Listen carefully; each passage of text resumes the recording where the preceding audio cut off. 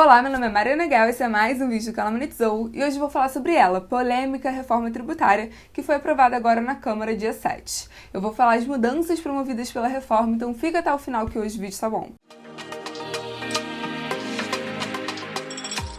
Sim, a reforma tributária foi aprovada agora na Câmara. E a tua aprovação foi sim algo histórico, né? Foi a nossa primeira reforma tributária desde a redemocratização. E era uma das pautas mais difíceis que o governo tinha para esse ano, junto com o arcabouço fiscal. E honestamente eu fiquei surpresa com a aprovação da reforma tributária. Eu imaginei que era uma discussão que ia ficar mais para agosto, né? Achei que eles iam esperar o arcabouço fiscal de fato passar pelo Senado. Mas enfim, foi colocado muito esforço político nessas últimas semanas, né? Muito dinheiro foi movimentado e de fato a reforma tributária passou. E agora finalmente as pessoas estão digerindo melhor o que é essa reforma tributária, né? Na sexta-feira que teve aprovação e no final de semana após foi uma confusão, cada um falando uma coisa, gente falando de mais imposto, gente falando de menos imposto, né? Claramente sem entender o que foi aprovado, o que estava sendo discutido. Muita gente ficou confusa sobre o que iria acontecer com o IPVA, com a cesta básica, o que era esse imposto do pecado. E eu já tentei trazer alguns desses tópicos no meu Instagram, né, no Reels, Shorts, TikTok, por aí vai. Mas realmente o assunto é longo, é complexo e para conseguir falar sobre tudo, eu precisei fazer esse vídeo aqui no YouTube. E aí vamos lá, a primeira coisa que eu tenho que comentar pra gente começar o vídeo e ficar na mesma página. Eu vi muita gente perguntando na internet como essa reforma tributária afetava os investimentos, afetava o imposto de renda, afetava os dividendos. Essa discussão ainda não aconteceu. A reforma tributária que passou agora, nessa primeira parte da reforma tributária, fala sobre tributação de bens e serviços. A discussão sobre o imposto de renda e investimentos vai ser a próxima parte que ainda está por vir. Teremos essa discussão nos próximos 180 dias, o governo está contando com isso, o Haddad já sinalizou. Eu vou falar mais sobre isso no final do vídeo, mas essa primeira parte da reforma que passou agora é sobre tributação de bens e serviços. E aí, falando especificamente sobre tributação de bens e serviços, né, antes de falar das mudanças da reforma, sobre o que vai acontecer, o que vai mudar, antes de explicar isso, para esse vídeo fazer sentido, eu primeiro tenho que comentar como é o sistema tributário atual, que é um completo caos. A gente tem uma carga tributária bizarramente alta, uma das maiores do mundo, a maior da América Latina, se eu não me engano, e a gente é incapaz de falar quanto que a gente de fato paga em imposto. Além disso, existe uma quantidade absurda de alíquota, né, de realmente quantidade de imposto que você tem que pagar. E de novo, é uma tributação caótica, em que alguns setores ou produtos acabam pagando mais ou menos imposto sem uma racionalidade por trás, o que afeta a concorrência do mercado. Um exemplo que eu falei no TikTok e que eu acho que ilustra bem esse caos. Você vai para Americanas comprar um bombom, você vê todas aquelas opções. Não necessariamente aqueles produtos, né, aqueles bombons, por mais que sejam produtos similares, produtos substitutos, não necessariamente eles vão pagar a mesma quantidade de imposto. Um bombom classificado como bombom vai pagar mais imposto que um bombom classificado como wafer. Isso causa distorção no mercado, afeta a competição, afeta a concorrência. E esse é um exemplo de números. Você pode fazer a mesma comparação usando perfume, chinelo, sorvete. Então realmente é caótico. E além disso, como eu falei no começo do vídeo, a gente não consegue definir a porcentagem de imposto que a gente paga quando compra um produto. Como assim, Mariana? Por exemplo, você foi na Americanas e comprou um bombom classificado como bombom. Então, ok, ele vai pagar um percentual X considerando essa classificação. Mas para fazer o bombom, produzir esse bombom, foi utilizado açúcar, cacau, produtos que também têm imposto e que entram como custo no bombom. Então, no final, você vai estar pagando imposto em cima de imposto. Isso continua na cadeia produtiva. Imposto sobre imposto de imposto sobre imposto. Então, assim, o sistema tributário atual realmente é uma porcaria. Precisa de uma reforma. Precisa arrumar essas coisas. E o objetivo da reforma tributária que passou agora, né, que é uma reforma tributária focada em tributação de bens e serviços, é arrumar esse caos. É simplificar toda essa porcaria que eu falei aqui. Então, a principal proposta da reforma tributária, que se você abrir qualquer jornal, eles vão explicar. Ela vai pegar 5 impostos, 3 federais, 1 estadual e 1 municipal, e vai transformar em 2. Os 3 federais vão virar CBS, né, Contribuição sobre Bens e Serviços, que vai ser um imposto de arrecadação federal, e o estadual e o municipal vão virar um imposto sobre bens e serviços, IBS, de arrecadação estadual e municipal. E esses 2 novos impostos criados vão ser sobre o valor agregado. Então, aquele probleminha que eu tinha falado, que acontece atualmente, né, de imposto sobre imposto sobre imposto sobre imposto ao longo da cadeia produtiva, isso não vai mais acontecer, graças a Deus. O que é excelente é esse o modelo de imposto que a maioria dos países usam. O Brasil não usa por esquizofrenia. A gente finalmente vai saber quanto de imposto a gente realmente paga em cada produto. E junto com isso vai ter uma coisa chamada de cobrança no destino, que vai acabar com a guerra fiscal entre os estados. Atualmente o que acontece é a cobrança na origem. Então, o que os estados fazem? Eles dão benefícios fiscais para a indústria ir se estabelecer lá, começar a produzir lá, e só depois de X tempo, com a indústria já estabelecida, que eles começam a cobrar. E aí os estados competem entre si, na chamada guerra fiscal. E algumas pessoas argumentaram, né, foram contrários, falando que se a cobrança no destino pode afetar a arrecadação dos estados que mais produzem. E aí eu vou falar a minha opinião pessoal, né, considerando o fim da guerra fiscal e considerando a simplificação que a cobrança no destino oferece, eu acho que vai trazer benefícios. Mas é minha opinião. Então, assim, essa simplificação é a principal mudança do sistema tributário de fato, é o que mais vai trazer benefício, é o que está sendo usado como o argumento de carteirinha para a reforma passada. Essa mudança vai acontecer do dia para a noite? Já em 2024 vai entrar em vigor? Não, vai ter um período de transição. Primeiro porque as próprias alíquotas não foram fechadas, vou falar mais sobre isso à frente do vídeo. Sabe exatamente qual seria o percentual correto? Tá tendo essa discussão, quais setores vão ter benefícios, quais não vão ter, uma grande discussão que eu vou me aprofundar mais à frente. Então, tudo isso vai levar tempo. E segundo porque existem alguns pepinos que o governo não sabe muito bem como lidar. Né? A gente está falando sobre cobrança no destino para acabar com guerra fiscal entre os estados, e aí você vê e tem uma Zona Franca de Manaus no meio de tudo isso. A reforma pretende acabar com ela, mas em 2073. E a gente sabe como essa discussão funciona, né? Depois vão colocar mais uma emenda, aí depois vão alargar mais um pouquinho. No final a gente não vai estar vivo para ver a Zona Franca de Manaus acabar. E aí, considerando todos esses pepinos que têm que ser resolvidos, todas essas questões que têm que ser fechadas, a questão da alíquota que vai render muita coisa para falar ainda, com certeza.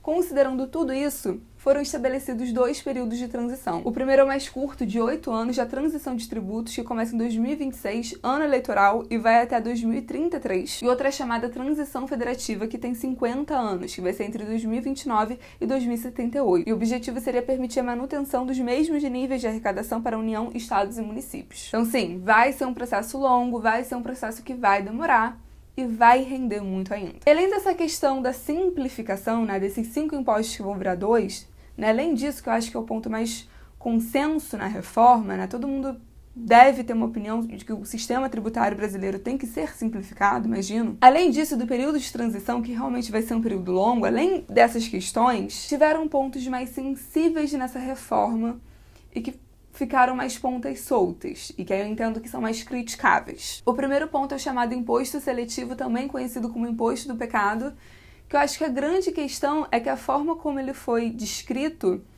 é muito vaga, né, e deixa muito em aberto quais produtos podem ser afetados. Ele seria um imposto que vai incidir sobre bens e serviços que provocam mal à saúde ou ao meio ambiente, o que quer que isso signifique. O que isso significa na prática? Qual vai ser o critério usado para determinar o que é nocivo ou não?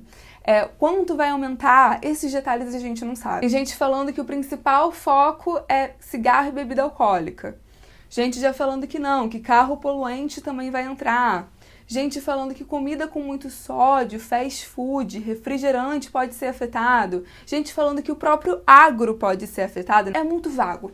É muito vago. E além desse imposto seletivo, além dessa simplificação desses 5 impostos em 2, além de tudo isso, alguns outros impostos continuaram existindo, mas pelo visto vão passar por algumas modificações, como IPVA e IPTU. O IPVA vai começar a incidir sobre lanchas e jatos.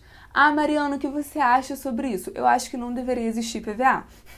Sendo completamente sincera, não entendo o conceito da gente pagar imposto por um bem que a gente possui, com exceção de terreno.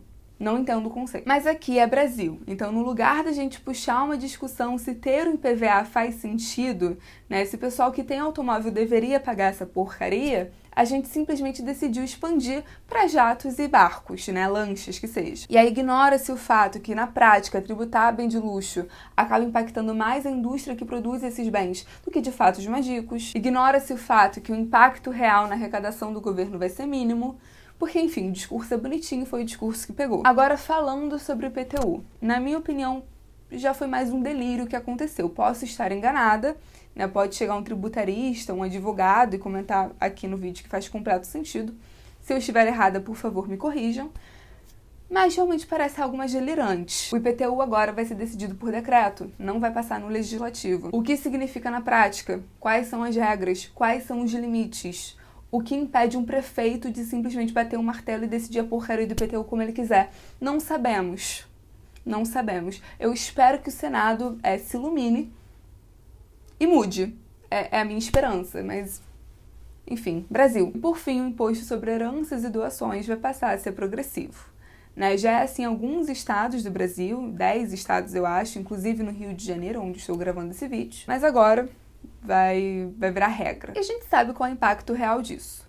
Né? No final, rico indo ainda mais atrás do offshore, de paraíso fiscal, de fazer bugiganga para realmente passar os pertences. E essas são as principais mudanças da reforma, olhando para essa questão de estrutura tributária. Né? Não falei ainda de alíquota, não falei ainda de carga, falarei. Mas, enfim, olhando para a questão de tipo de imposto, qual vai ser o critério usado, né? O sistema tributário, essas são as principais alterações. E aí, repito, imposto sobre valor agregado, questão de cobrança no destino, acho mudanças importantes, acho simplificações importantes. Excelente, vai simplificar, vai ajudar. Essas outras alterações me preocupam porque tem muita ponta solta. Tem muita coisa que não acho que faz sentido, mas enfim, minha opinião pessoal. Falado sobre a estrutura, né? Explicado essas mudanças estruturais. E a carga? Qual vai ser a alíquota, né? Esses 5 impostos que vão virar 2. Qual vai ser a carga desses 2? Qual vai ser a mudança realmente de fato no IPTU? Qual vai ser a mudança de fato no IPVA? O IPVA vai fazer distinção se o carro é poluente e se não é? Qual vai ser a porcaria desse imposto seletivo, esse imposto do pecado? Qual vai ser o percentual real? Não se sabe. E é importante fazer o comentário que se você viu alguém na internet falando não, porque com essa reforma você vai pagar menos imposto, entendeu que você vai pagar menos carga tributária, você entendeu errado. Quando se fala de menos imposto, é nesse sentido estrutural que eu falei no começo do vídeo. É no sentido de simplificação, de que antes eram 5 e vão ser 2. É nesse sentido. O valor de fato das alíquotas, né, o quanto de fato a gente vai pagar, isso não foi discutido ainda. Primeiro vai ser aprovada essa reforma na Constituição brasileira que vai alterar o sistema de tributos, né, que essa mudança estrutural que eu discuti aqui no vídeo. E depois vai ser falado sobre percentual, sobre alíquota, sobre carga. E sim, acreditam-se que alguns mercados, alguns setores, que ou atualmente têm benefício, ou atualmente percentualmente acaba pagando menos, vão ser afetados. O que a gente sabe? Isenções e benefícios que já foram adiantados no texto. Por exemplo, cesta básica. Os itens da cesta básica estão isentos. Ótimo! Graças a Deus, precisava acontecer. O Brasil é um país em que pessoas passam fome. Então, você taxar alimentos básicos para a sobrevivência, obviamente é absurdo, obviamente não faz sentido, deveria ter sido adiantada essa discussão há muito tempo já. O que falta definir exatamente quais serão os itens considerados como cesta básica. Além disso, eles definiram alguns setores em que a alíquota será menor: saúde, educação, transporte público, higiene pessoal, insumos agrícolas. Esses 5 setores fazem sentido serem beneficiados. A gente está falando de questões básicas. Qual é a questão? Eles não vão ser os únicos, né? Isso não está fechado. Podem entrar mais. Agora vai vir um lobby. Agora vai vir pressão da indústria para ter benefício. E aí isso ferra com a reforma. E quanto mais exceção tiver, né? Quanto mais indústria amiga o governo tentar beneficiar, pior. Porque mais você vai sobrecarregar os outros setores. Porque o governo não vai abrir mão da arrecadação dele. Então acaba sendo a lógica da minha entrada. O cinema vai querer lucrar, ele não vai abrir mão do lucro. Então quem se ferra é quem paga inteira. E além disso, agora também estão falando de cashback para os mais pobres para devolver parte dos impostos. Essa eu admito que eu não entendi, né? Qual vai ser o critério usado?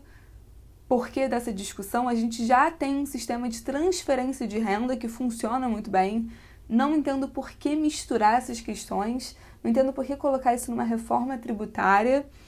Acho que pode causar mais confusão do que de fato ajudar. Mas, enfim, essas exceções à parte, a alíquota ainda não foi discutida.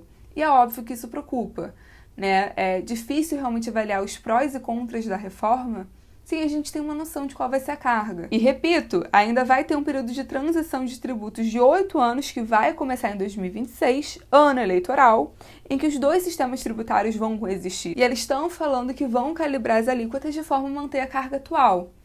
Mas, de novo, como o nosso sistema tributário atual é tão complexo, é tão pouco transparente, é difícil acompanhar, ver se é verdade, ver se realmente a carga vai ser mantida. E, por fim, vem a discussão que eu queria puxar aqui nesse vídeo.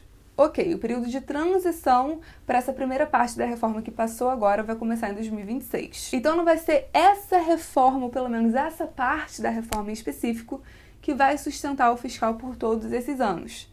Se a gente realmente for falar de um ganho de carga tributária, vai ser de 2026 para frente. E aí, onde que está o pulo do gato? Daqui a 180 dias, a gente vai ver um novo texto, uma nova proposta para a segunda parte da reforma tributária, que é sobre o imposto de renda. O Haddad já deixou muito claro que ele está contando com essa parte da reforma tributária para já aumentar a arrecadação a partir de 2024. E aí vão falar de tributação de renda, dividendo, vai voltar o discurso que o Brasil não tributa dividendo e vão ignorar que o Brasil é o segundo país que mais tributa empresa no mundo. Vão falar que o Brasil não taxa os mais ricos, que o imposto de renda deveria ser mais progressivo. E aí vão ignorar que a taxação sobre os bens e serviços, que é o que realmente prejudica o mais pobre, não diminuiu nessa primeira parte da reforma tributária. Então, sim, a carga total vai aumentar. O vídeo de hoje foi esse. Ficou um vídeo denso, ficou um vídeo pesado, mas eu espero ter esclarecido pelo menos algumas partes. É um assunto que vai render muito mais. Ainda tem detalhes que eu não consegui falar aqui nesse vídeo. Então, já se inscreve no canal, já deixa um like, já comenta e até o próximo vídeo do canal, que eu pretendo continuar falando sobre isso.